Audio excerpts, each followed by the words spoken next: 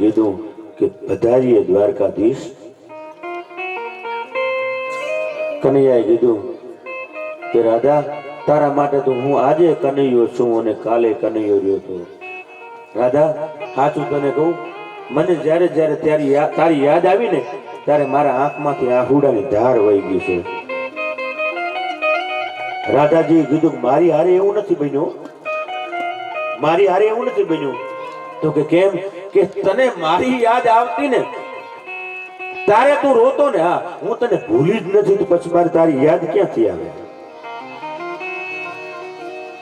અને કનૈયા, બે ચાર મારે તારી પાસે વાતો કરવી છે કે તારા આંખમાંથી આહુડાની ધાર થતી હતી, તું રોઈ જતો ને, મારી યાદ આવતી ત્યારે તું રોતો હતો ને. કે હા, અમે રોઈ નતો આપતા, કેમ કે અમારી આંખમાં તું વસતો હતો અને તું વસતો હોય અમે આંખમાં આહુડા લાવીએ અને કદાચ અમારી આંખમાં તું નીકળી જાય તમારે તને ગોતવો ક્યાં? પણ કનૈયા, એક વાત તને કહું, મારે તને બે ત્રણ કડવા સત્ય કેવા છે કે તે અમને છોડ્યા પછી કેટલું ખોયું ને, એના બે ચાર કડવા સત્ય કેવા છે, સાંભળી શકીશ?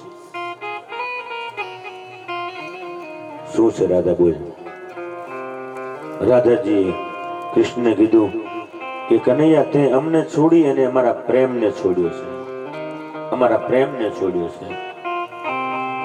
પ્રેમને છોડ્યો ને કનૈયા, એટલે તો યમુનાનું મીઠું પાણી છોડી અને દ્વારિકાનો ખારો દરિયો તને મળ્યો, કેમ કે તું પ્રેમને છોડ્યો. પ્રેમને છોડ્યો ને એટલે યમુનાનું મીઠું પાણી છોડી અને દ્વારિકાનો ખારો પાણી મળ્યું તને. કનૈયા, તે અમને છોડ્યા, અમારા પ્રેમને છોડ્યો ને એટલે જે આંગળીથી તું ગોવર્ધન પર્વતને ઉપાડતો હતો ને, એવી જ એક આંગળીની માથે સુદર્શન ચક્ર મળ્યું. ગોવર્ધન પર્વત નું ઉપાડતો હતો ને, એ દુનિયાને બચાવવા માટે ઉપાડતો હતો, અને સુદર્શન ચક્ર છે એ દુનિયાનો સંહાર કરવા માટે છે. અને કનૈયા, બીજી વાત તને કહું, તે અમને છોડ્યા એટલે અમારા પ્રેમને છોડ્યો. કનૈયા, તે પ્રેમને છોડ્યો ને એટલા માટે થઈ અને સુદામાએ તને મળવા આવવું પડ્યું. બાકી જો તો પ્રેમને ન છોડ્યો હોત ને તો તું સુદામાને મળવા માટે ગયો હતો.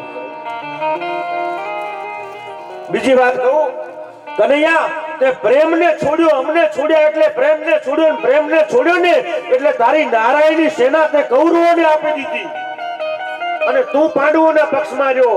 અરે સેના એ તો પોતાની પ્રજા કહેવાય. કનૈયા, તું જે રથ ચલાવતો હતો ને એ જ રથમાં બેઠો બેઠો અર્જુન છે ને એ તારી પ્રજાને મારતો હતો, તું જોતો હતો. કનૈયા, તે પ્રેમને ન છોડ્યો હોત ને તો કૌરવો અને પાંડવો બેની વચ્ચે સમાધાન થઈ ગયું હતું. કેમ કે જ્યાં પ્રેમ હોય ને ત્યાં સમાધાન જ હોય છે, બીજી વાત નથી હોતી.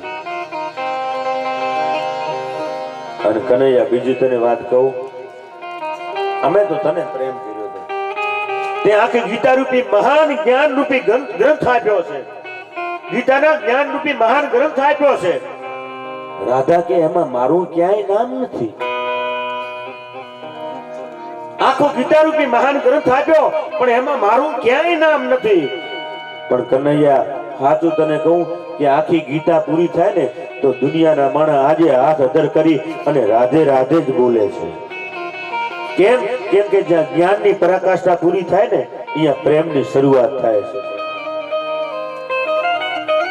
આજે ધરતી માથે જા, જોતો ખરો, આજે ધરતીની માથે જઈને જોતો ખરો, દુનિયાના માણસો રૂકમણી વાળા કે દ્વારકાધીશ કનૈયાને નથી જોતા, મારા એ બાળ કનૈયાને જોવે છે.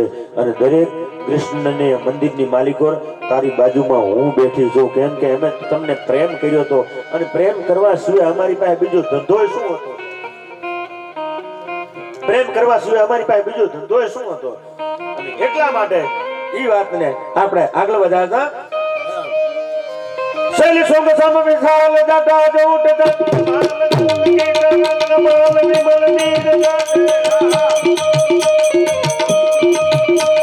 હેલો ચંદ્રઈ લાલ લાલ ચંદ્રઈ મોરી માલ લાલ કોટી વરસાદ રોંડન કે કંત માલ હર દે ગાલ સટિક ગાલ રુદ્ર માલ હર દયાલ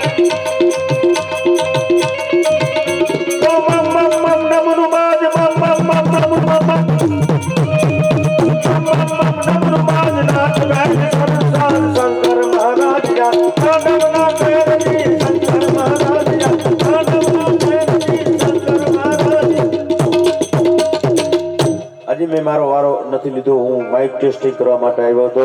મારો વારો હજી બાકી છે, કેમ કે હું દીવાને ખાસનો માણસ છું, દીવાને આમનો માણસ નથી. 1 લાખ બેઠા હોય ને હું કહું છું રોજ કે પબ્લિક કહેવાય, માણસ તો 10 જ બેઠા હોય ને, 10 માણસને ધ્યાનમાં રાખીને મારે બોલવાનું છે. એ 10 માણસ જ્યારે બેઠા હશે પછી આપણી પાસે જે કંઈ મને યોગ્ય લાગશે, જે જગદંબા ઉજાડશે, કોઈક મહારાજ ઉજાડશે, માં ભગવતી ઉજાડશે, એવી કંઈક વાતો આપણી પાસે કરતો રહેશે. એટલે ભાઈ વક્તાજીભાઈ દુદાજી રાજપૂત, હું રોજ કહું છું કે તમારા સમાજમાં, તમારા કુળમાં કોઈ એવો દીવો હોય ને જે 5-25 ગાઉ સુધી અજવાળું ફેલાવે, એવો કોઈ